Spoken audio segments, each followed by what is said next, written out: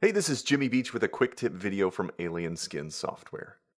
Let's call attention to one particularly important control parameter in exposure, the overall intensity slider.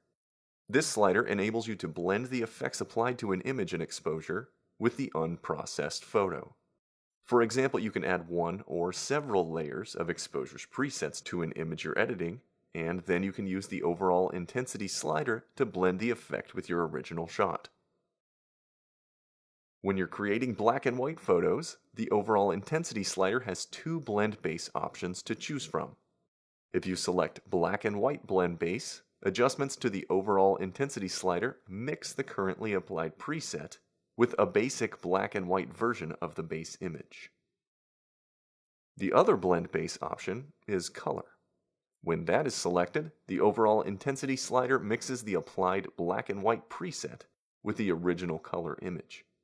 This results in a color image with a faded look, depending on the amount you choose.